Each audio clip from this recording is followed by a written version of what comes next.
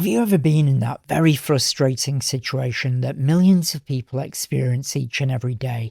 You want to share something to somebody else. It could be in your work life, your home life, with your parents, whatever it may be. And you know what you want to say. You know what you want to express. But when you get to that point that you've planned it all through, you know what you want to share. All of a sudden, when you're in that moment in time, you choke.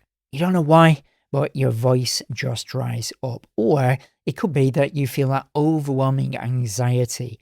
That anxiety that you tell yourself is irrational. You shouldn't be feeling that way. You're stronger than that, but still that overwhelming anxiety takes over. Or it could be that your brain just goes completely blank. You know what you want to say, but there's nothing coming through. Now, through that, we could have one of two experiences. It could be that we're sharing it with somebody who loves us and wants to support us, and they sit us down, talk it through, relax us back down again, and then we communicate and grow together. Or what I focus a lot on is emotionally manipulative behaviour. It could be, for example, like millions of people do each and every day in the workplace. They know what they want to say to that foreboding manager, but then when they try to talk, they choke, and then the manager kind of rolls their eyes and then may use it against them. But then that anxiety sets in and the meeting's over and that drags on, and you might take it home with you and you think about it over and over again, and then you feel weaker for that conversation next time. Well, that happens to millions of people each and every day. But the one thing that I've found with people is they will criticize themselves. They'll judge themselves. They'll berate themselves. Well, what we're going to do in this video is we're going to go over the three main reasons that I've found over the last 30 years that people will do that. It's not that they're broken. It's not that they're inadequate. It's that their mind is working in a certain way through these three expressions. Now, some people will relate to one more than others. And for anything we go through in this video, it's important that you reflect on them, run them through your own filter, and ask yourself, could that be there in the background, stopping you from expressing yourself the way you want to? So let's take it to the screen. The content or information in these videos is for educational and informational purposes only. So I put this picture here because it represents one person speaking and they've got some vibration in their voice. As you can see, this yellow speech bubble. And the other person there is trying to talk, but there's no substance in what they're saying. But if we don't express ourselves, or we believe that we are worth less, or we're not good enough, or that we are a burden in some way, or that our opinion doesn't mean anything, then we won't express ourselves. And these are the three areas which I believe are the main areas. Firstly, we have what's known as a stiff upper lip attitude. And this is to restrict the expression of emotion when we feel upset or overwhelmed. Now, have you ever been in that situation where you're feeling upset or overwhelmed in some way, shape, and form? Or it could be that you're feeling real joy and you're feeling really happy and you want to share that emotion, but you may have been taught to be quite stoic, be very serious, and showing emotion in some way is weird, or people will judge you in some way. So you appear really calm all the time. Or if you've ever met those people, they never really seem to have any emotion. They seem quite almost serious all the time.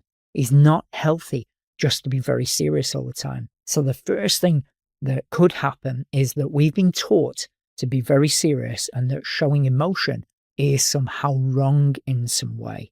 And this could be taught to us by adults, whether that be our parents or teachers, who feel maybe self-conscious about expressing themselves. So they teach us to be very serious because they don't want us to get hurt what they may have experienced in their own life.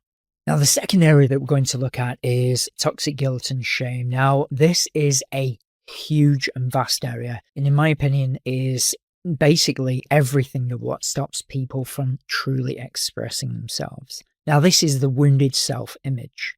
If we ever have low self-esteem, if we ever look in the inner mirror and see somebody who is not good enough in some way, or is a burden on other people, and people won't like us, even though we might know that we are good enough and that people do like us, we also have this dualistic belief that we're not good enough in some way. That's where toxic guilt and shame are playing themselves out. Guilt is a feeling that I've done something wrong. That's our actions.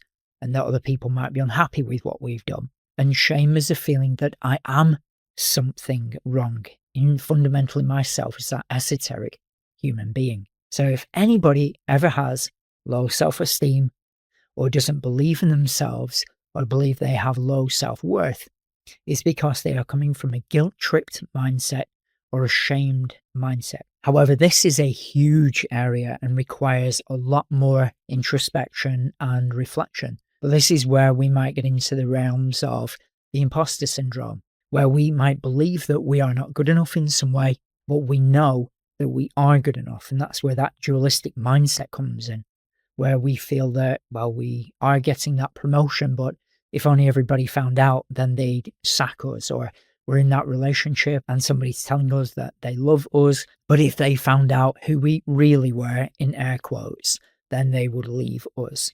But this is who we believe we are compared to who we actually are. And the two are very, very different.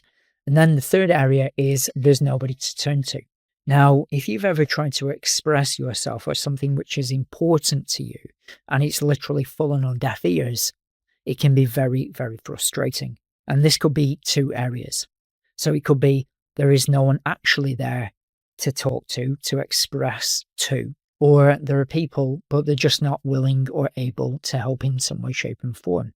And if you've got nobody to express yourself to, or if you do express yourself and you get laughed at or ignored or put down in some way, then in essence, you have nobody to turn to. Okay, welcome back. Those were the 3 expressions of what I found over the years will stop people from expressing themselves the way they want to. You see, unfortunately, so many of us were never taught about how the mind works.